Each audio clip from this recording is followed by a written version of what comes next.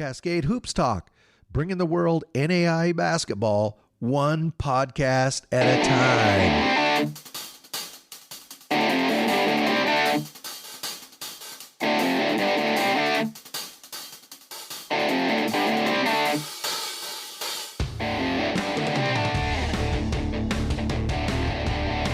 Cascade Hoops Talk, Billy D. Good morning. This morning we have Jovan Sljivancanin out of Carroll College Saints. This three-time All-American, first-team All-American this year. He was the Frontier Conference Player of the Year. Prolific scorer, almost 2,000 points. Prolific rebounder, almost 1,150 rebounds in his career. He had a great career there at Carroll College. He's going to move on, go over and play professional basketball in Europe. He's going to talk about that. Great young man. I think you'll really enjoy him. Let's take a listen to Jovan Sljivancanin. Cascade Hoops Talk, Billy D. I have Jovan Sljivancanin from Carroll College Saints. Pleased to have you on. Jovan, thanks for taking the time. Hey, thank you for having me. Appreciate it. Okay, the biggest question is, did I get your name right? Yeah, you got it right. So surprisingly, but you got it right. Hey, Jovan, you don't know how early in the season, you don't know how hard I worked on that because whenever I go through box scores, you were always the leading scorer and usually had a double-double. I said to myself early in the year, I better learn how to pronounce this young man's name. I don't blame you. A lot of people ask me that, and it's just became normal thing for me. Most people around the country know you're from Belgrade, Serbia. You played basketball there at Carroll. I want to start at the end of the story first. The fans in Helena already know, but you've made a decision. You've played your 4 years, and you're looking now to play some professional ball in Europe. Yeah, I guess you have a family member or something that can help with that. What is the process that's going on right now?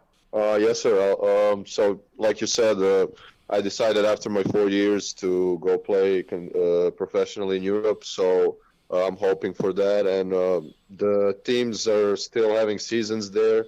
It's not over, so I'm still gonna wait to find out where I will be playing. But I do have an uncle who's an agent and works in really good agency for basketball players. So I'm on the free agent list, and I've been there looking for my uncle and other agents. So they are looking for best place to find me so far. And like I said, seasons are long overseas. Professional seasons are just long anywhere. Yeah. So it still lasts till like end of May, mid-June somewhere. So I probably won't know for another month or so where I will be playing, but I think by July or early July I will know where exactly will I be playing. And like I said, it's going to be somewhere in Europe. So when you were a young man, Jovan, when did you get in your mind that you wanted to play college basketball in the United States? I didn't. That wasn't really a plan for me, really, until I was somewhere freshman in high school, I'll say. Obviously, ever since I was a little kid, I wanted to play professionally one day. That's like usually a lot of kids' dream, to be professional athletes. So that's been mine. But honestly, as far as playing college basketball, I did not have that in mind till I was about 15 or 16, where I was a freshman in high school. Like I said, the whole idea came up because my uncle, who is Asian, his son, my cousin, they sent him to high school in United States. He went to Florida in IMG Academy. And my dad back then, he liked that idea about my cousin, and he asked my uncle if he can do same thing for me, help me to move to United States when I'm like about sophomore, junior in high school. So my uncle told him that, yeah, sure, he'll do it. And ever since then, it was like a year or two that we discussed moving to United States. And at the middle of my sophomore year in high school, he called me and said, am I really serious about this? And do I really want to go? It's a big commitment and all that. And I said, yeah, I want to go. I'm ready. And he had his connections and stuff, and found me a high school in Las Vegas. That's where I moved for my junior year of high school. And since then, I probably imagined that at some point I was going to play college basketball. So that's how it was. So you played, where was it at? Trinity in Las Vegas? What was the high school? Yeah. Yeah, the high school was called Trinity International High School. It was really small high school, private, but the basketball program was really good. But yeah, it was called Trinity International. When you got to the United States and started playing basketball at Trinity, what things did you notice that were different between the European game and playing in the United States? It was a lot of different things. Probably the one that I noticed the most was pace and speed of the game. I think here was way faster, way more possessions. Just people are always like flying around and playing fast basketball, whereas back in Europe it's more of like a slow possession basketball. And also I realized the difference in athleticism. Like here, people were way more athletic than what I played back home. Kind of how it is like in Europe, it's more focus on development in skills and personal individual like skills and all that, and not as much of strength and athleticism. Whereas here, when I came, I was just shocked with everyone being super athletic, super fast. Everything was just fast for me. So that was the biggest difference in basketball between USA and Europe when I came. So you're playing at Trinity. Was it Coach Paulson at Carroll that got a hold of you initially? Yeah, he did, but it wasn't when I played in Trinity. It was when I played AAU basketball. Okay. It was for the same coach that I played in Trinity. He also had his AAU program, so I also played for him. And it was Coach Paulson saw me.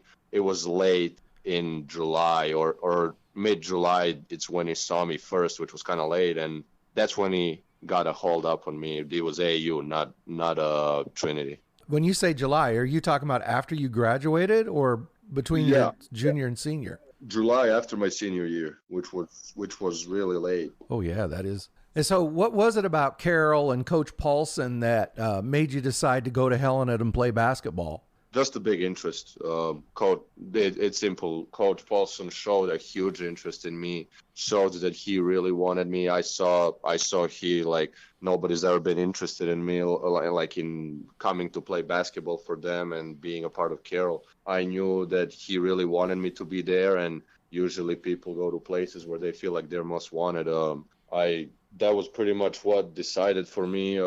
Just him trying so hard and doing everything he could to get me, and I realized that would really be good for me if that guy wants me like that. You know, I read something the other day. Everybody has a lot of respect for Coach Paulson, but I read something that really increased my respect for him.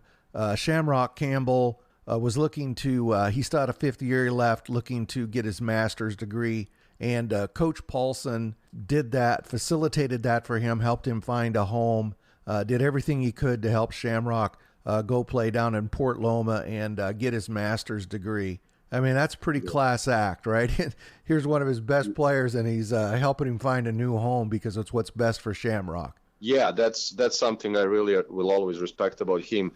Even though it would be best for him that me and Shem returned, like there would have been like just so much easier for him to do next year and do less recruiting and stuff. Like it would be so easier for him. Even though that was the case, he still did that for Shem. I had meetings with him, and he told me what he thought was best for me. He was honest with me. He told me that best was probably for me to move on with my life and try to play pro. So I really appreciated and respected that, because he wasn't just looking for himself. He was looking for his players first, which not all the coaches do, I'll be honest, but yeah. They would look out for themselves first to make their life easier.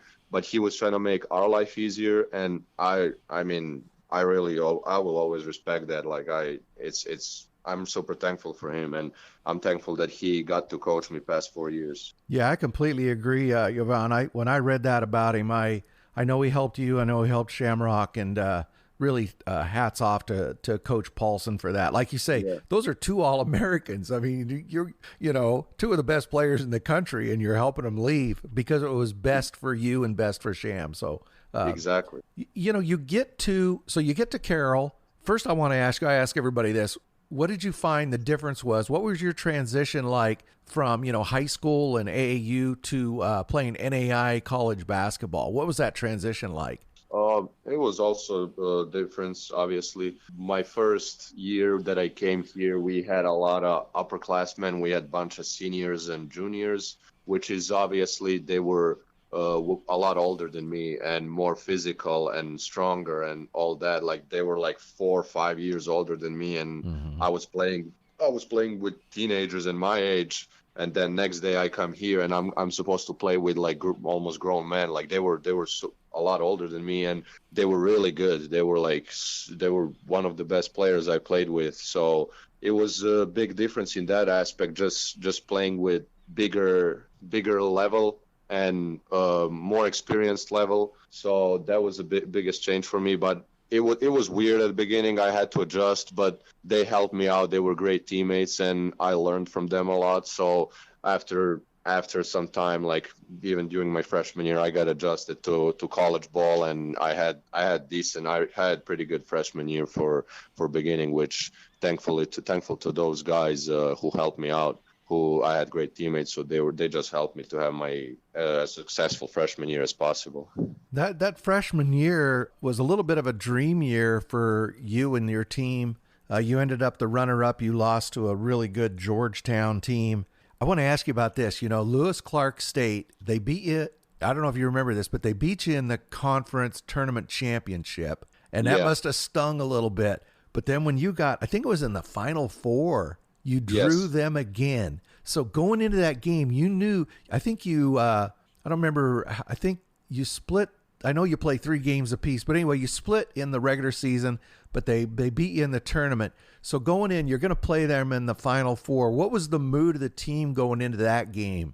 I mean, we really wanted to kind of pay them back for they came to our home. Yeah. They came to our home and won the Frontier Conference Championship in front of our fans and like in our gym. So we were right after that game was over. We were hoping to see them in nationals at some point, and we did. And when we saw we were going to have that chance to play them again, we knew we had to take advantage of that.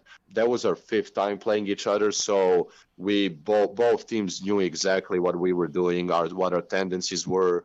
We knew like exactly to the details, and they knew exactly to details what we were doing. So because it's just 5th time playing, so it was ugly game. I'll admit it was not fun game. It was low scoring game.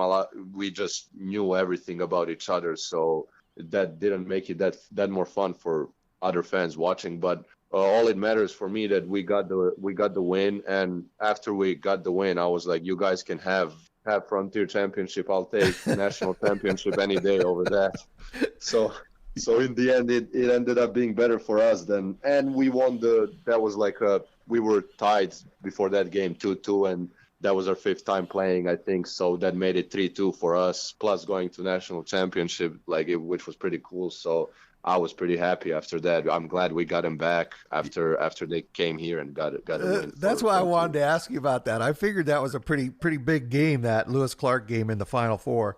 Your freshman year, like you said, you adapted pretty quick. You ended up playing average 22 minutes a game. You got to play with some older players, and then in your sophomore year, you guys went 24-9. But I think, you fell again to Lewis Clark State in the tournament championship. Yeah. But you got invited to the tournament, but then it got canceled. So what kind of a bitter taste was that? You lost to your rival, and then they canceled the tournament. Yeah, it was devastating.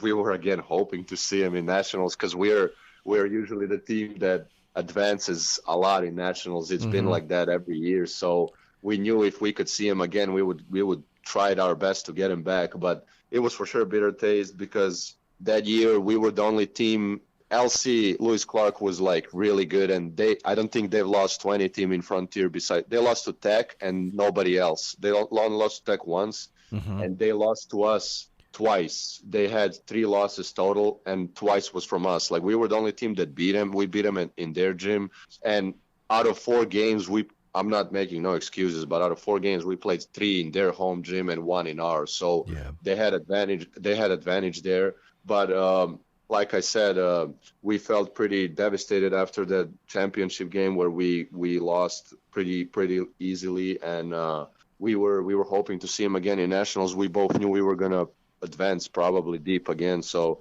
but COVID happened, and it was like how it went. Just everything shut down. So I got a question for you. Everybody around the country knows you're a very good scorer.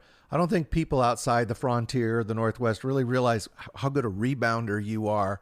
You Yeah. averaged over 10 rebounds a game your sophomore year. You're only 6'5". What makes you're the best? I'm gonna go out on a limb, and I've always believed you're the best small forward or three rebounder in the country. There's some great rebounders, but they're all usually post guys, Mason Walters, and Yeah. what makes you at 6'5" such a dominant rebounder? Well, first, thanks for believing in me that I'm such a great rebounder. But secondly, a lot of people ask me that, and I honestly can't tell them because I'm, like you said, I'm not like overly tall. I'm not like 6'8" plus forward or center. I'm 6'5". A lot of people are 6'5" and don't get as even close as many rebounds as I do. But I'm also not like super athletic to go out and jump at a gym and stuff. So I just think I have really, really good timing for getting rebound, like perfect timing. And I know, especially when I personally shoot, I know where the ball is going to go, if it's going to be a miss. And I sprint to that spot and try to get the board. Even if other people shoot, I can kind of see where, if it's going to be make or miss, try to position myself the best way. And I have like I said, I have a great timing of getting rebounds, and I can use my body pretty well to like wedge people and try to put myself in best position to get that rebound. That's pretty much what it is. On top of that, I'm not short. I'm like 6'5", and I have like some athleticism, and I have like long arms and all that. Like that all helps, but mainly I think it's biggest timing and knowing where the ball is going to go. Every year you were with Carroll, you had great seasons. You've got to be very proud of that. You won over 100 games. In your junior year, you guys went pretty deep in the tournament. I think you went to the final eight, I believe. You end up falling to Sagu, but you beat William Penn. When you look back on these seasons, at the time, here's my question, Jovan. At the time, when you lose in the final eight, or you lose the championship game, or you lose in the round of 60, or wherever, it hurts, right? And you feel like you failed. But when you look back at the entire package, what you were able to accomplish in 4 years at Carroll is amazing. It is so hard to finish even in the top 32, top 16. When you look back at that, why do you think you guys were so successful year after year after year? I think great players we've had, and great chemistry in the team, and great coaches. That's pretty much it. Coach Paulson is the hardest worker I know. He would do it to the details every game for us, every opponent we're going to play. That really helped us. He made sure we are on top of everything, just as far as working hard, getting better, building relationships within the team. He really was a great leader and set the tone, and we kind of followed him on that. We had great leaders as players. Every 4 years we had great leaders, which also really helped. And we had, like I said, we had great players. Like without great players, can be done. So we had really good players all 4 years. I had great teammates, and we all stepped up big when it mattered the most. Like I said, in national tournaments, we would always advance deep, and we all were eager to play in those and on that stage. And we always stepped up big. And like I said, those three things, just great players, great coaching staff, and great chemistry within the team, was what helped us. This season, your senior season, 29-5, you guys had, I think an amazing season. I know it didn't end the way you wanted it to, but I want to ask you about that, the conference championship, that Montana Tech game. You lost, I know that, and that's not why I'm bringing it up. But everybody I've talked to has said that was one of the best basketball games they ever watched. Did that feel like that to you? Yeah, it was. I think in 4 years the best basketball game I played. As far as it was packed house. Fans were just like, it was so loud. It was so many people. Sometimes it was even hard to breathe in the gym. It was packed, and great atmosphere, great fan base, and I really enjoyed playing that game. And it was a great game. At the end of the day, it was really great game. It was fun for players and fun for fans to watch. So it was enjoyable. It didn't end the way we wanted, but now when I look back at it, like it was really great atmosphere. One of the best atmospheres I played ever. Yeah, it was a packed. Talk a little bit about those fans in Helena. They're amazing, aren't they? Yeah, like without them, it would have been way harder. I'm using this opportunity to thank them for the whole year support for us. Without them, like I said, there are six player on the floor. Like without them, we couldn't have done it. They just make it so much easier for us, and just when you see how people are interested, even like everybody from student section being packed to all other people, older people, donors just watching, just seeing Carroll support, like it means so much to us, and it motivates us to play for them and get better every day and try to get those wins for them, because they're really out there supporting us, and we will always appreciate it. It was great. It was great 4 years to play in front of those fans, and I will miss it for sure, and I will always be thankful for their support. You know, that had to be very disappointing for you to you end up getting a slight injury before the playoffs. You couldn't play. You end up falling into Jamestown. But as you look back on your college career, what are you most proud of? Just like coming here, individually most proud of getting better and getting to the level where I was able to accomplish all this for myself. That's what I was most proud of, just getting adjusted to college level super quick and just accepting all the adversity that came toward me and the team, and just rolling with it and getting better, never falling down. So that's what I'm most proud of for myself, team. Most proud of obviously the wins we all had in these 4 years, over 100 wins, not many losses. So it's great group of guys I played with, and coaches they were coaching me. So just how we managed to always roll with. Every year, I usually even talk with my coach, every year we would have some sort of adversity, and those were like big adversities, and every year we would always like fight through it. We would never fall down, even though it was devastating and diminishing at some points, but we would always fight through it and always come at the end, at the top being winners. So that's what I'm most proud of, just perseverance through adversity that every year's group had. Last question. I know you talked about the fans, but as you move on to the next stage of your career, what does it mean to you, or what will it mean to you to be such a historic part of the Carroll Fighting Saints history? Means a ton, obviously. I'm super proud of myself for making me being, I guess, really good player here, but I'm also thankful for my teammates and coach who put me in that position to make that happen, because without trust in my teammates and without trust from my coach, it would be way harder. And I'm super thankful for them for putting me in that position, because without them, it would be way harder, like I said. So super proud and thankful for that, and feels amazing to be in top player in one of the best players here at Carroll's. Jovan, I thank you so much for being part of the show. That's Jovan Sljivancanin, Carroll Fighting Saint basketball. Thank you, Jovan. Thank you so much. Appreciate it.